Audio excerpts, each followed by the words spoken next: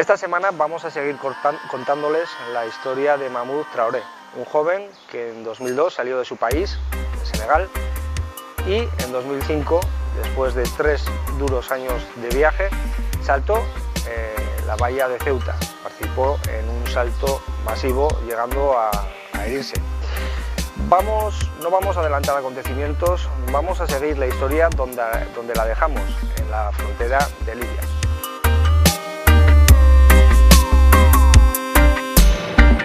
From the other side, where my soul has no price, coming from a senseless war.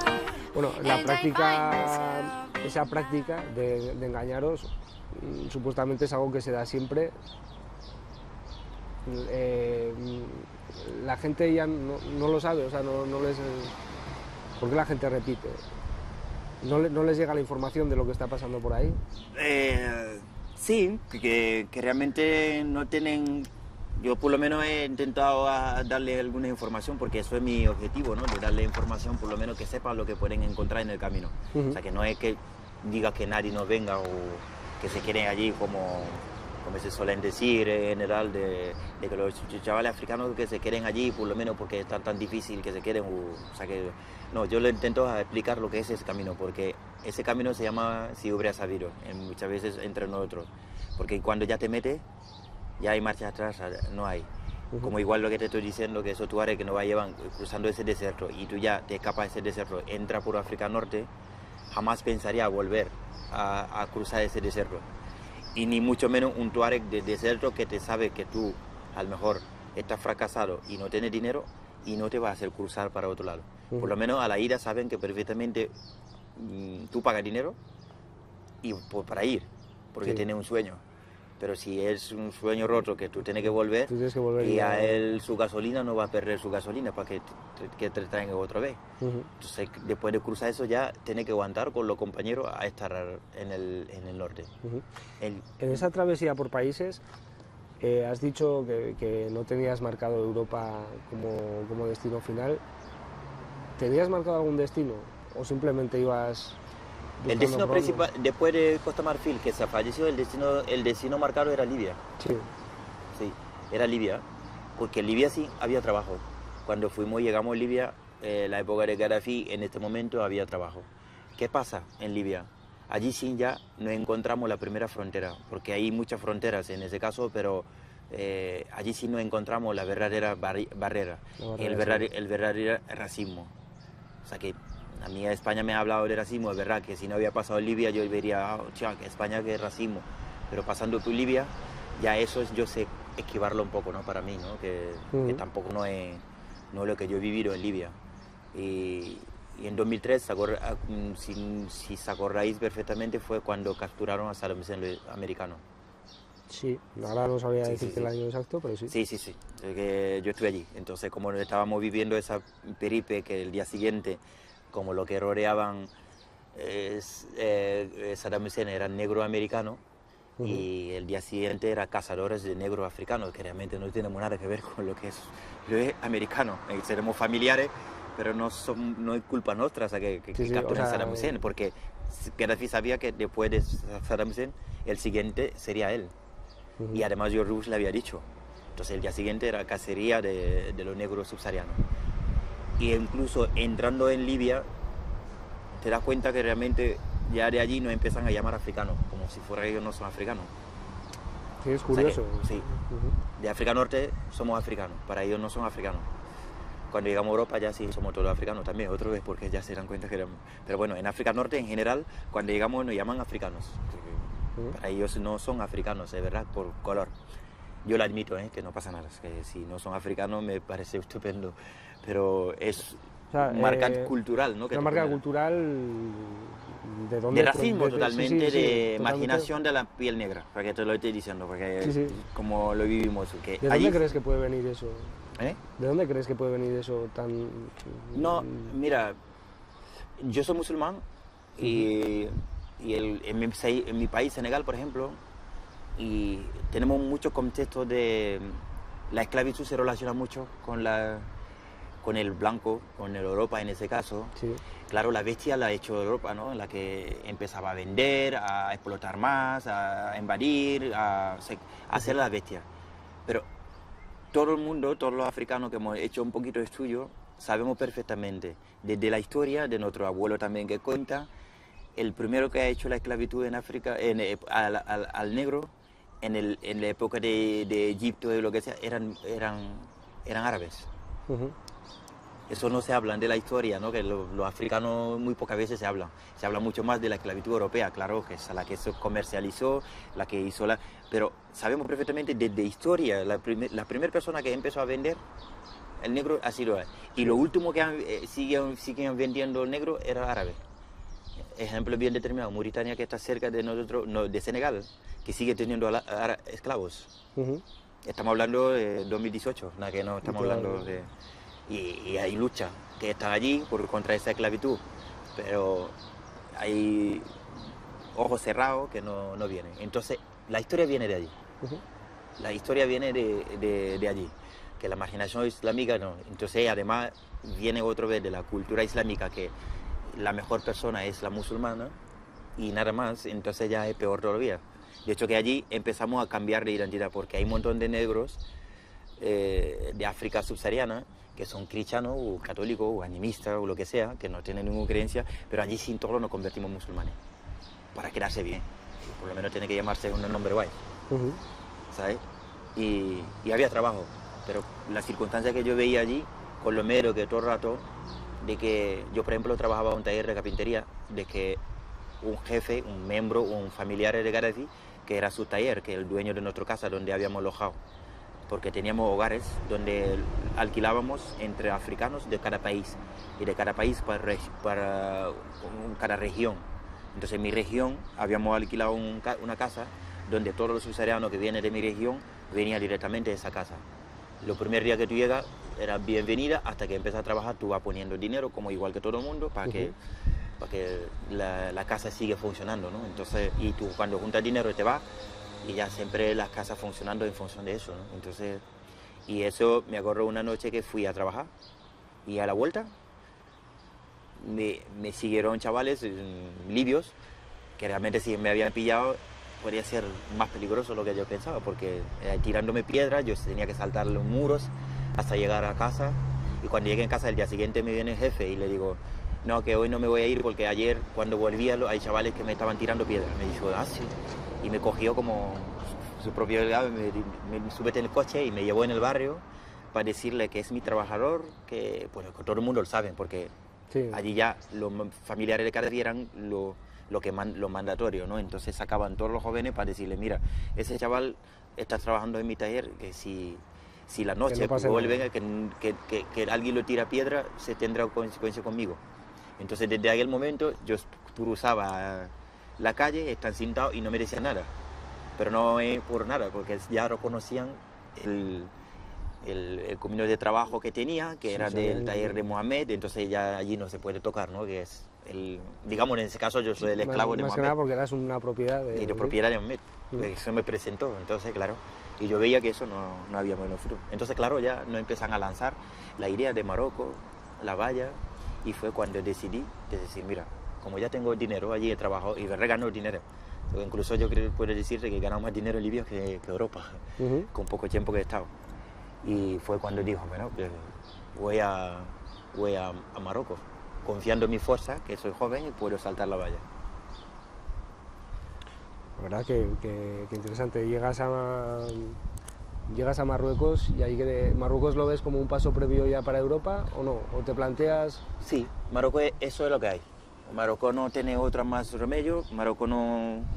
Por ejemplo, en los otros países vamos buscándose la vida, tenemos trabajo. Pero Marruecos, hasta que yo cuando estuve allí, hasta poco tiempo, además que empezaron a regularizar, eso ya fue nuestro salto masivo en la valla, empezaron algunos a regularizar un poco los trabajos de los subsaharianos, pero que ni siquiera existe todavía, aunque lo dicen, porque yo estuve así poco tiempo. Marruecos no teníamos derecho a trabajar. Y aunque realmente nosotros los subsaharianos cuando cruzamos Marruecos tenemos envidia con todos los marroquíes, pero hay que reconocer la población civil marroquí, que los pobres de la montaña así, son muy generosos con nosotros. porque todos los días lo vamos llamando, para sobrevivir allí, vamos llamando a la puerta y nos van regalando trocitos de pan y aceite, y eso es lo que vamos juntando entre los guetos de las comunidades que tenemos. En este caso estamos divididos de país y de regiones o de etnia. Entonces ya vamos juntando la pandilla que nos llevamos bien y ya vamos haciendo un turno de cocina, un turno de gente que van hoy para pedir, que vuelvan, que mañana van otros a pedir, y lo que no se puede, lo que no pueden, que sabemos que realmente tienen problemas o físicos o a lo mejor traumáticos, ¿sí? Sí, Sí. traumáticos. De que a lo mejor han tenido agresiones en Marruecos, ya tienen miedo de ir, entonces muchas veces ellos son los que cocinan, nosotros los que atrevemos un poquito vamos a buscar. En ese caso, lo que vivíamos en Marruecos. Y era bastante curioso, porque en Marruecos casi la mitad de mi viaje lo he hecho en Marruecos. ¿Qué quiere decir? Ahí, yo allí digo que la esclavitud sigue y somos una mercancía entre España y Marruecos. ¿Qué quiere decir? Los marroquíes saben perfectamente que nosotros estamos al monte para la valla, y muchas veces van para allá, la policía, a buscar inmigrantes, rapatriar inmigrantes, ¿no? Que cuando ya cogen inmigrantes, y cuando cogen los inmigrantes no solo por eso, imagínate en el monte donde estamos con todo lo que hay, el bosque, entonces tenía que entrar corriendo con nosotros allí y atrapan inmigrantes. Antes, ¿cómo lo llevaban? Y nos metían en autobús para llevarnos hasta el desierto de Argelia, donde saben que realmente es un riesgo de vida. Y de allí teníamos que volver andando. ¿Y qué pasa? Que cuando nos llevaban hasta el desierto, y a mí me llamaba mucho la atención, lo entendí cuando entré en Europa, y cuando nos soltaban en el desierto nos decían, vuelve cuando quieras. Y yo me quedaba diciendo, pero si realmente no nos quieren allí, no han venido para decir que no podemos estar en el monte, ¿por qué nos dicen que vuelve cuando quiera? ¿Sabes? O sea, que ellos nos decían, vuelve cuando lo quieran. El mismo policía, ¿no? Le decía, vuelve. Y veían además que nosotros estamos volviendo y no nos pasaban de nosotros, pues se iban. Y lo curioso, antes de llevarnos a ese desierto, y claro, a cada persona lo traían como 4 hojas así, y te hacían firmar de firma diferente las 4 hojas. Y te cogían la olla de diferente firma y te hacían fotos de varias caras diferentes, ¿no? Y además la noche, no es que te llevaban en el turbina, en el juez, turbinal. El tribunal. El juzgado, ¿no? Sí, el juzgado. Y te llevaban allí la noche, que no hay nadie, y te sacaban fotos. Entonces, que es como justificar que habían... Y me he dado cuenta que cuando llegué aquí en España, me he dado cuenta que eso era justificar a Europa, que han cogido tantos inmigrantes y están pagados por... Y ya veo que por cada uno... Y cada uno era 4 personas. O sea, que porque realmente la radio, nosotros escuchábamos la radio, la cifra que daban, realmente decíamos que mentirosos son la radio esa, ¿no? O sea, que cómo van a decir tanta cantidad si realmente lo que estábamos allí éramos 46 personas en el autobús. Porque el autobús lleva 46. 5 policías marroquíes que están con nosotros dentro. Alguna vez no van todos los 5, pero normalmente suelen ser 5. Y ahí con todo, ahí con nosotros con la pulsa. ¿La pulsera? La pulsera, ahí uno con otro. Y 41... Las esposas, vamos, sí, uno con otro, las esposas. Sí, las esposas, ¿no? Una pulsera un poco... Sí. Entonces, claro, y ellos 5 más los 41 que somos los inmigrantes, somos nosotros, sí, eso es lo que tiene el autobús. Y se vendía al día siguiente 120, 130, yo no entendía, vamos, que... Entonces, claro que... Y tú decías, bueno, que no es verdad. Pero el puro de caso eso, en 2005, nuestro salto de la valla, no entendíamos porque llega un momento, nos empezaron a poner bases militares alrededor de los caminos donde salíamos para pedir comida, ¿no? Entonces nos pusieron ahí bases militares. ¿Qué quiere decir? Que no podíamos salir. Entonces a lo mejor los que salían somos un poco más, nosotros ahí como un poco cabezota, que somos guerreros, confiamos que podemos cruzar la carretera corriendo y no nos van a pillar, porque donde nos metemos no se van a meter ellos. Entonces, y somos nosotros que íbamos a lo mejor a pedir comida. ¿Y qué pasa? Que cada vez que venían en el monte nos hacían entender, aquí no, iros a la valla, que aquí no vaya a quedarse, que no sé qué, con paliza, ¿no? Entonces la gente decíamos, oye, ¿aquí qué vamos a hacer aquí? Cada vez peor, vamos. Sí, cada vez peor, que no podemos ir a comer, entonces ¿qué vamos a hacer? Nos vamos a morir aquí en el monte. Y en la mayoría decimos, mira, vamos a la valla. Por lo menos si vamos a la valla y allí cuando nos cogen, si por lo menos no van a meter el avión o ir a repatriar en otros países. Porque estamos aquí por la valla, no estamos aquí para que no maten los marroquíes. Que no estamos aquí por esperando de hacer convoys por la noche, de 4 convoys. De hecho, esos convoys yo he entrado 3 veces en Ceuta, no, en Ceuta 2 veces, en Melilla 1 vez, y cada vez que entraba la Guardia Civil me sacaba y me daba la policía marroquí, y la policía marroquí me llevaba en el desierto y yo tenía que volver otro día andando. O sea que no es solo saltar. No solo saltar, que tú saltabas, no hay caso que no hemos saltado. La mayoría hemos saltado, algunos que llevamos tiempo hemos saltado. Lo que pasa es que tú saltas y entras, como lo que te vendían en 2014, el devuelto caliente ilegal. No, el devuelto caliente siempre ha existido. O sea que yo desde que estoy en la valla, siempre le abrí la puerta para decirse, bueno, toma Ali, además le llaman a Ali, toma y nos están dando palizas delante de ellos y ellos lo ven, la Guardia Civil mismo que nos dan y se ríen. Pues decir, esos saben dar palizas, son ellos que los dan. Entonces al final la devuelta caliente no es una cosa de 2014, o sea que estábamos hablando 10 años después. O sea que la gente le vendía, la televisión vendía como, que es la primera vez el devuelto caliente, no. Devuelto caliente siempre está en esa valla. ¿Sabes? Y nosotros, por ejemplo, ya que cuento lo que te estoy diciendo, cuando saltamos la valla, Marruecos saben perfectamente cuando nos presiona vamos a saltar la valla. Y cuando saltamos la valla, allí los medios de comunicación va a vender aquí a Europa como una invasión. Todo preparado, vamos. Sí, y una cosa que ya va al recurso de negociar otra vez, cosas de pesquero, bueno, lo que sea. O sea que lo que van negociando, Marruecos va negociando y van negociando en función de cuántas personas. O sea que en el monte sí somos muchos, en el monte sí somos muchos, no pasamos mil, y eso en 2005 no llega, y si llegábamos 1000 serían 1100, 1200. Cosa que vende aquí 22.000, no cabemos en ese monte, 22.000, ni siquiera 2.000, no cabemos en ese monte. El monte ese donde estamos, no cabemos, no existe esa plaza. Pero cuéntame un poco cómo es el lugar físicamente. El lugar físicamente está entre montañas, porque tú eres de aquí del norte, que tenéis montañas, es fácil de explicarte algo. Imagínate entre montañas esas que tenéis, una montaña así, y el medio donde corre agua, ¿sabes, no? Sí.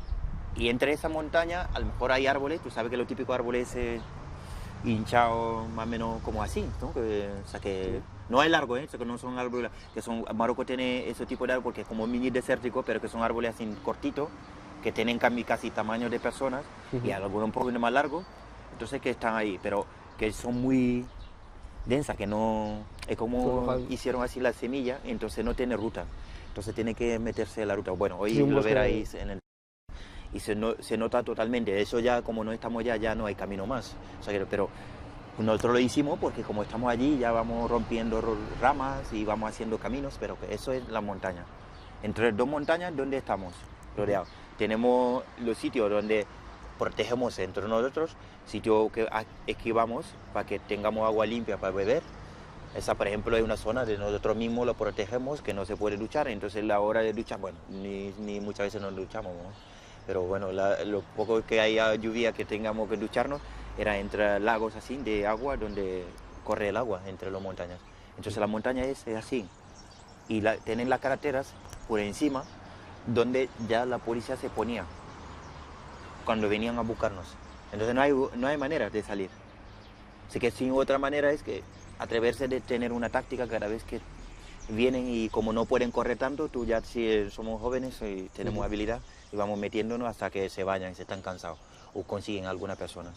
Entonces eso es la valla, eso es el monte que tenemos allí. El monte. ¿Cuánto tiempo estáis en ese monte antes de intentar el...? Eso hay gente, mira, yo he hecho 1 año 7 meses y hay gente que han estado allí 3, u otros 4, u otros 5. Por eso siempre le he dicho que si alguno me dice, qué sufrimiento, digo, no hay otro que no había encontrado, que os conté realmente cuánto tiempo han estado allí. Yo estuve allí 4 meses, eso ya depende de la suerte que va a encontrar. Hay gente que ha llegado y la noche siguiente que le llevan a la valla y saltan la valla consiguen a llegar al SETI. O sea que eso ya es cuestión de... Eso quiero decir, ¿qué es realmente lo que separa el monte de la valla? Donde estuvimos antes era unos 5 kilómetros que nos separaba.